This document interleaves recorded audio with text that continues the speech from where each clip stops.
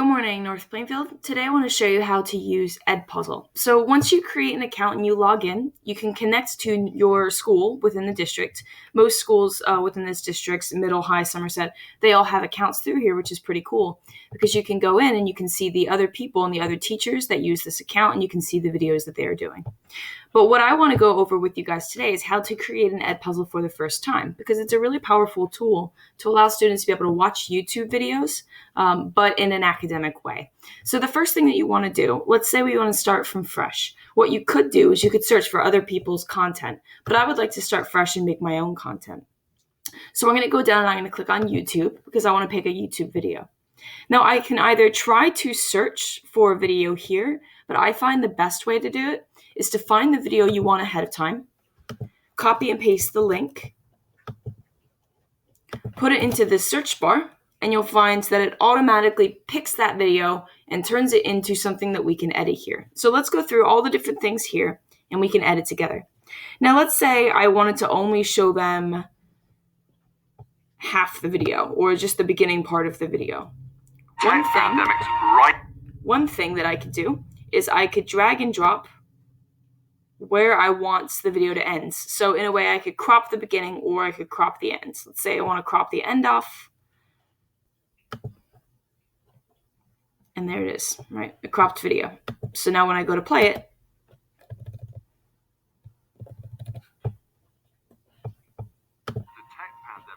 right at the very beginning, it should stop right where I cut it. To mitigate their impacts before they spread too widely. And there you go. The video ended right where I pulled the ends to it, which is pretty cool. So that's one of the things that we can do. I'm going to undo that though, because I'd like it to go the whole video. Now, other things that you can do other than adding cuts at the end and the beginning is you can add them in the middle. So let's say I wanted to make a cut right here. I could add in a cut, and then what it's going to do is it's going to separate out the two things. I could do that as many times as I want. I could also add a cut here.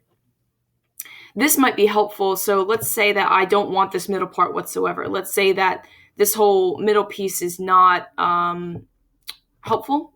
I can just get rid of it. And that way, it'll play from the beginning and then past what I just cut. People began living side by side with animals, facilitating the spread of bacteria and viruses between cattle and humans.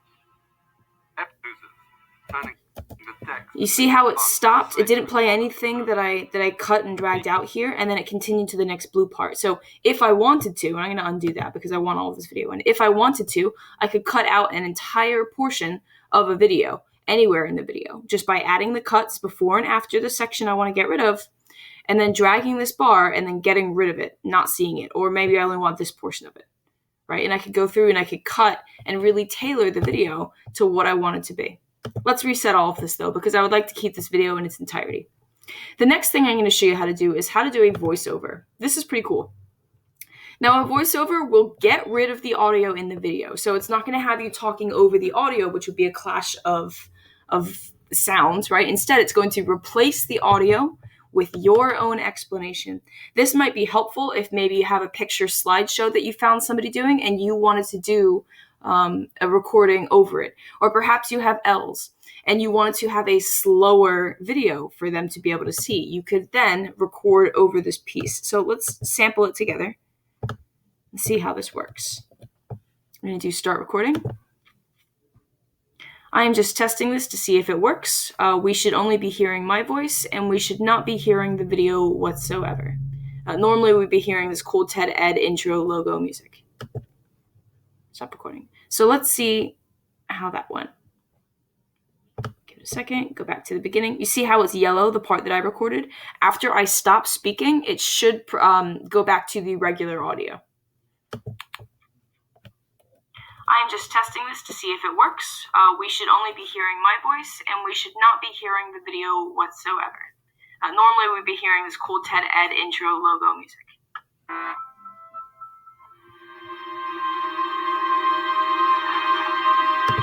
And there you go. So the part that I spoke over, it got rid of the audio from the video and had my recording instead. And then once I was finished, it went back to the regular video audio, which is pretty cool. So if there was a part where you didn't like how something was explained, or it was explained wrong, or you want to explain it differently, or perhaps they were saying things that were inappropriate, you could always voice over that section of the video. It would cut out the audio from the video and instead just have your voice. That could be a pretty powerful tool to use as well. And then finally, you can add questions. Now, let's say at various points in the presentation, I would like to add a question. What you can do is you can add a multiple choice question, an open-ended question, or even just put a little note in, a comment, so that you can see things. This might be helpful if there's something you would like to explain further, maybe an inside joke that doesn't land anymore, you could explain that. Or if there was a concept you think could be very difficult that you would like to explain in greater detail, you could do that by creating a note. You put it in here, you can change some of the basic things here, superscript, subscript, that'd be helpful for math. You can link things, you can add in a picture. Let me add in a quick picture. I'm going to upload something from my computer. I don't have much on here. I'll choose a picture of my dog. And hit OK. Giant picture of my dog and the word testing. Okay, good. So let's save that and we'll leave that in there. Look, I can even record things. You see this little black dot here? That's when the note is going to pop up. Let's add in each type of question. So multiple choice question here. What type of civilization do we see in this image? I say image because what it's going to do is it's going to stop the video and it's going to ask us this question. This looks like Paleolithic or Neolithic. You can choose if it's the correct or incorrect answer. You can add as many multiple choice or as many answer choices as you want. And the reason why you want to do this is because it will automatically grade this video for you. So let's add in this question. It's long enough. You can see that it's been added because we've got this little gray dot down here. This was our note, and this is our multiple choice question. Let's add one more question type.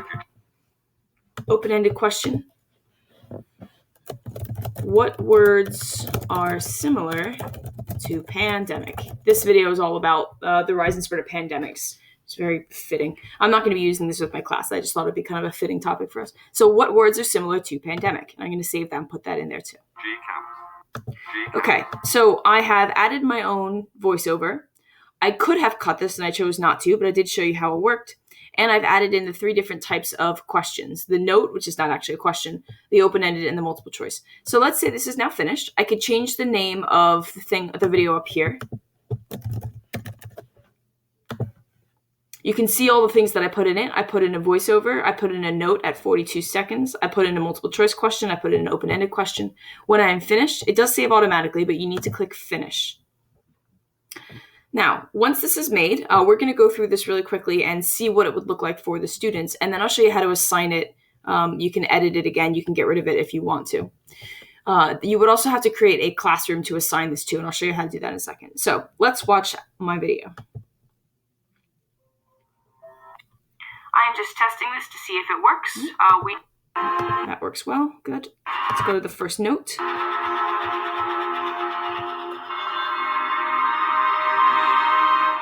We live in an interconnected and increasingly globalized world. Now notice, right at the time where my note popped up, it paused the video. It showed my dog, the picture I put in here, and the note that I put in here. Now I can either rewatch the section I just watched up to this point. Let's say that I was asking a question and I didn't quite get it. I could rewatch this section. I can skip this note, or I can continue past it. Thanks to international jet travel. Let's move up a little bit more, closer to our question. When humans were hunter-gatherers roaming the wild savannas, we were never in one place long enough. Okay. Next multiple choice question. Of course, I would make sure you're putting it and not in the middle of a sentence, right? I would wait for a natural pause, but there we go. Multiple choice question. What type of civ do we see here? I see Paleolithic. I could either rewatch that section, I could skip the question, or I can submit. You can change these options. I'll show you how in a little bit and hit submit. Cool. And it tells me right away that I got this question correct. All right. It's long enough, and settlements were not large enough. And then also, if you look here, for the students, it says to do. It shows them what's coming up next as well. So I'm just going to skip ahead just a little bit. In 2010, for instance, a devastating earthquake struck Haiti, forcing thousands of people into temporary refugee camps. Okay, what words are similar to pandemic? Right, and I can And I can put in my answer here. I can put in enters. I can put in lots and lots of text here and submit. This has to be graded. Obviously, you would have to go in and do it. Now, when your students have finished everything, it will show you their grade in the gradebook. Now, let's say I'm happy with how this looks. I'm happy with the way it came out. Notice I can do closed captioning. I can do full screen. I can play with the volume. I'm going to now assign it. I have previously made a class, so I'm going to assign this to my test classroom here. But then I'll show you how to create a class in a minute. I can put what day I want it to start on, both time and day. I want us to start today. That's fine. The due date, it's going to be due tomorrow. Now, right here, do I want to turn on closed captions? Yes. A lot of our students, regardless of their academic level, like closed captions. So I recommend putting those on. Prevent skipping. Yes. Preventing skipping is pretty cool. That means that, like I just did, where I skipped to where the questions are, if you put prevent skipping on, students cannot skip to the questions. They have to watch the video and they have to answer the question before moving on. So I highly recommend preventing skipping. It ensures that they're actually watching the content. I'm going to assign this now to my test classroom. And then under my test classroom, I don't have any students in here. I would go here and hit share assignment. Okay, so I'm saying this is the classroom I want it in. This is my thing. This is when it starts.